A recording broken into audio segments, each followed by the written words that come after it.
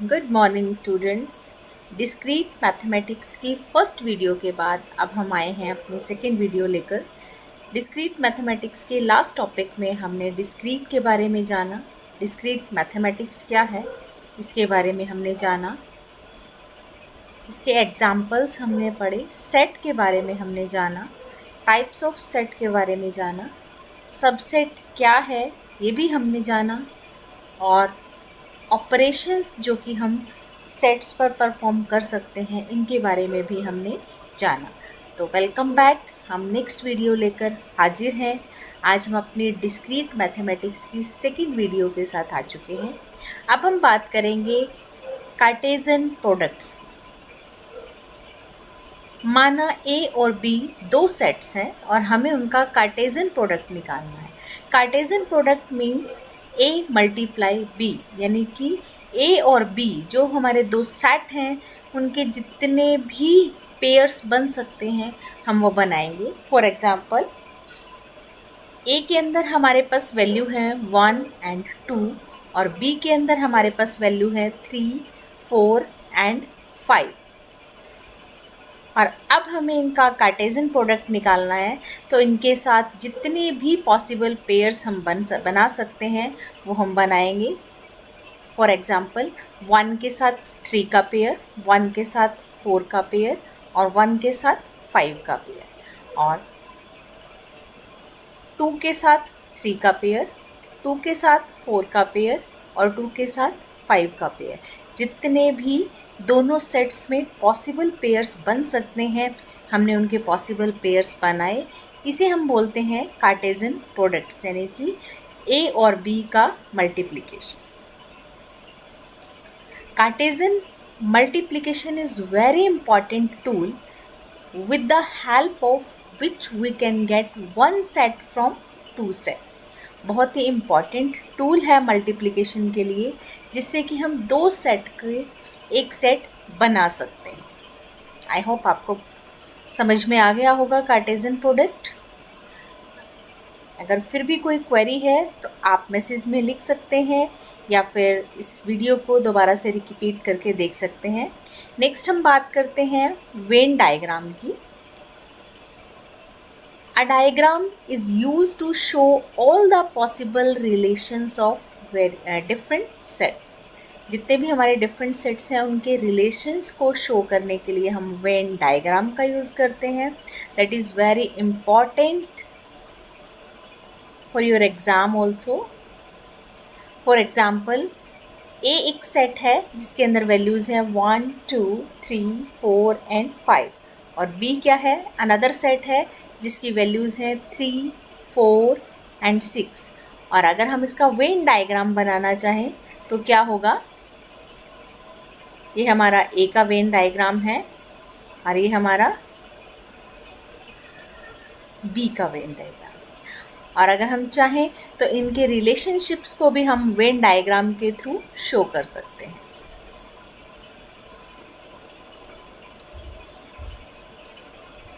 Next हम बात करते हैं रिलेशंस। रिलेशंस क्या होते हैं? A relation in mathematics defines the relationship between two different set of information। दो अलग अलग सेट के बीच में क्या रिलेशनशिप है, क्या चीज़ कॉमन है, क्या उन दोनों के बीच में एक रिलेशनशिप है, वो डिफाइन करने के लिए हम रिलेशंस का इस्तेमाल करते हैं। फॉर एग्ज़ाम्पल, अगर हम पिछले सेट में देखें तो इन दोनों के बीच में, ए और बी के बीच में क्या रिलेशन है, इनके बीच में कॉमन चीज़ क्या है, 3 एंड 4।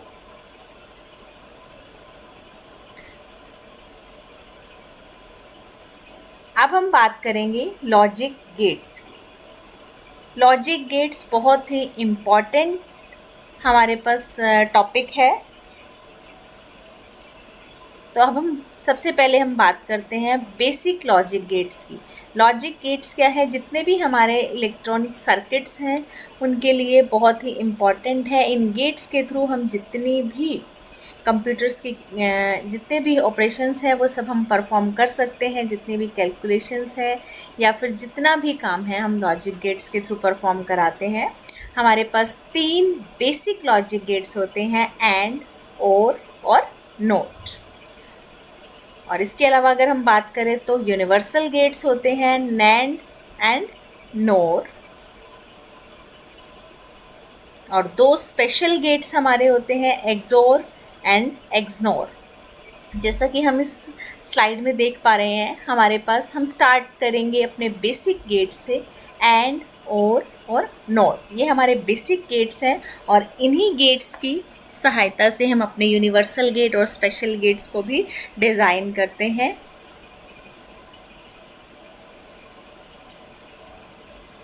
तो स्टार्ट करते हैं। सबसे पहले हम बात करेंगे नॉट गेट की। NOT gate is also known as inverter. NOT gate को हम इन्वर्टर भी बोलते हैं। It has one input and one output. The output is always opposite to input. जो हमारी आउटपुट होगी वो इनपुट से अपोजिट ही आएगी। फॉर एग्जाम्पल, सबसे पहले हम देख रहे हैं, हम एक ही इनपुट लेंगे।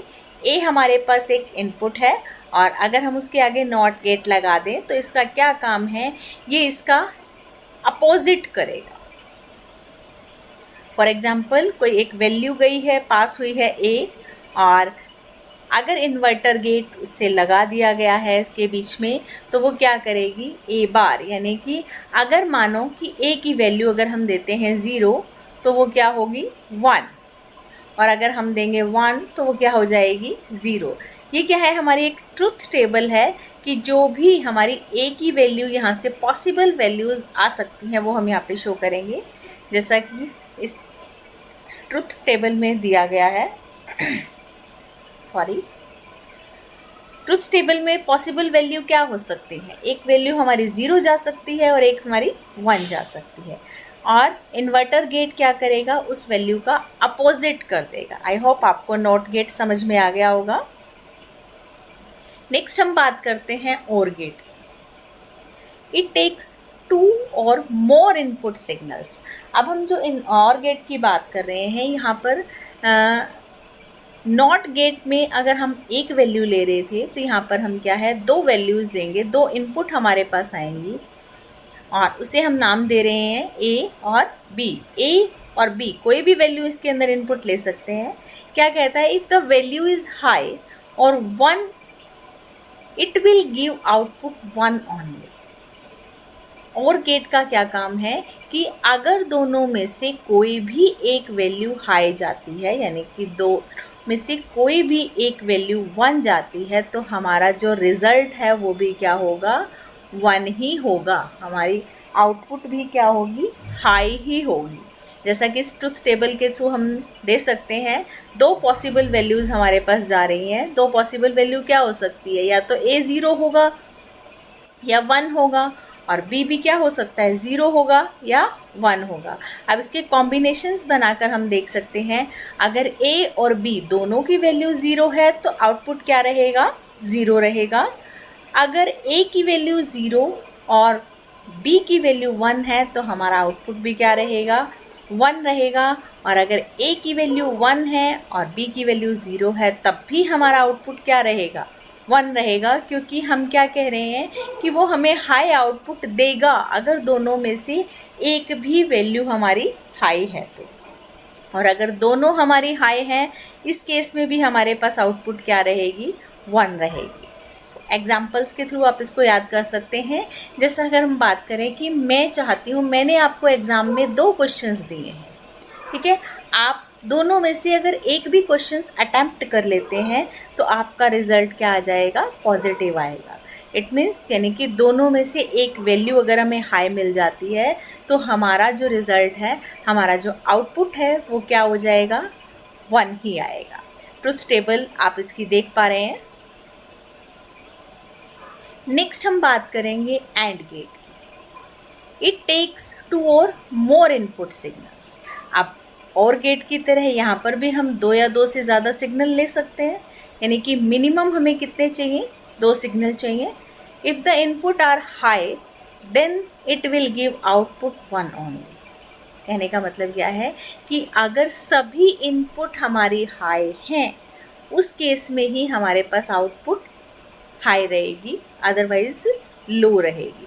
यानी कि अगर हम बात करें कि हमारी 0 0 इक्वल टू 0, 0 1 इक्वल टू 0, क्योंकि हमारे पास एक इनपुट क्या है, 0 है, तो उस केस में भी हमारी आउटपुट लो ही रहेगी। अगर हमारी सभी इनपुट हाई हैं, इस केस में ही हमारे पास आउटपुट हाई रहेगी।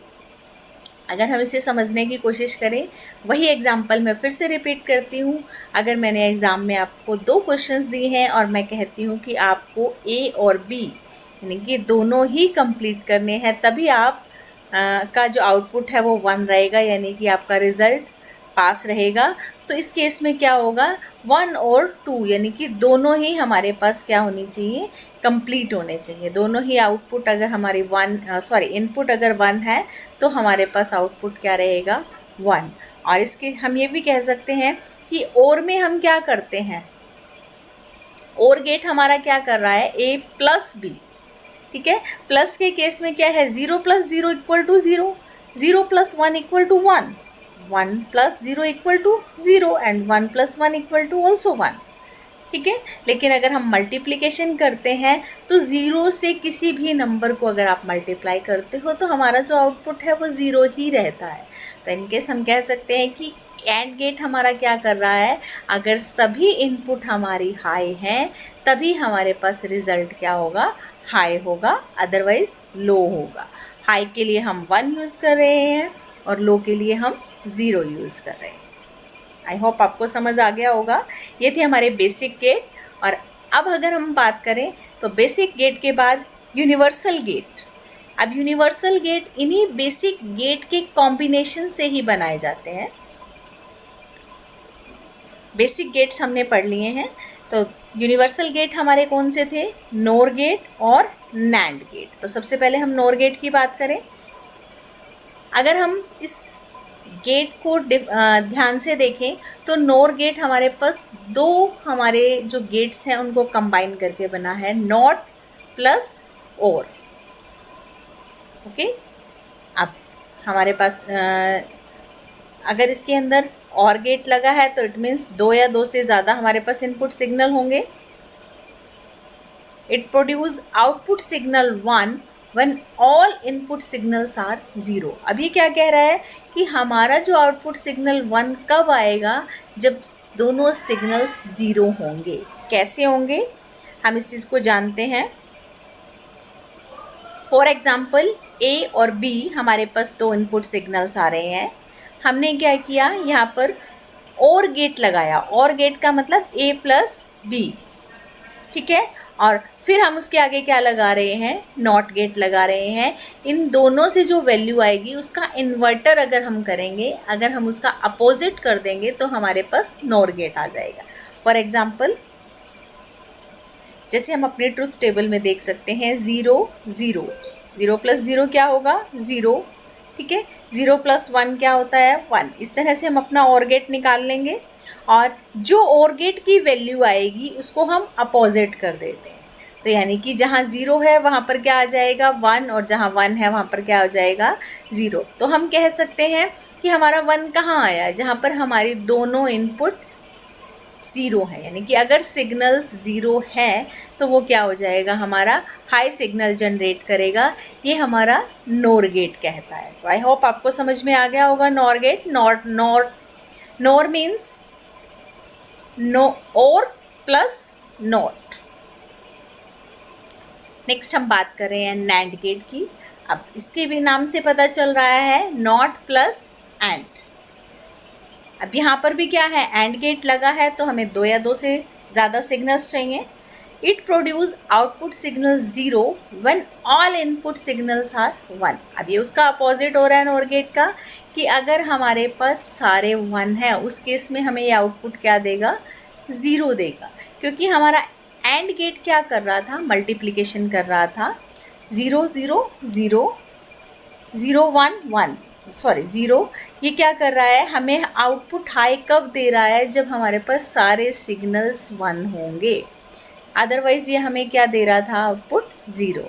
तो अगर हम इसका अपोजिट करेंगे तो अगर हमारे पास एक भी 0 है तो हमारी आउटपुट क्या रहेगी, 1 रहेगी, और अगर सारे इनपुट हमारे 1 है तो हमारे पास आउटपुट क्या हो जाएगी, 0। ये हमारा नैंड गेट कहता है। तो आई होप आपको जितने भी गेट्स मैंने बताए वो सब समझ में आ गए होंगे। हम बात करते हैं ट्रुथ टेबल की।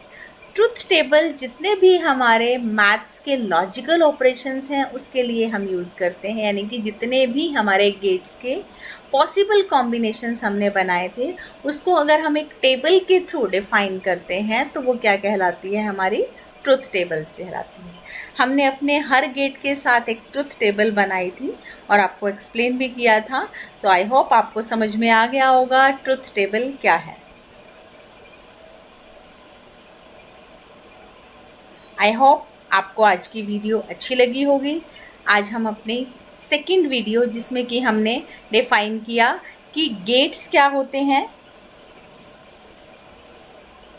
वो सब भी हम आपको डिफाइन कर चुके हैं। डिस्क्रीट मैथमेटिक्स की सेकंड वीडियो आज हम अपनी यही एंड करते हैं और जल्द ही आपको थर्ड पार्ट के साथ इंट्रोड्यूस कराएंगे। आई होप आपको ये चीज़ें समझ में आई होंगी। अगर आपको समझ में आई हैं तो आप अपना जो भी रिस्पॉन्स है वो कमेंट्स के थ्रू बता सकते हैं। वीडियो को लाइक, शेयर और सब्सक्राइब ज़रूर करें। अपने जितने भी क्वेरीज़ हैं वो सब क्या है, क्वेश्चन आप कमेंट में डाल सकते हैं। तो इसी के साथ बाय बाय।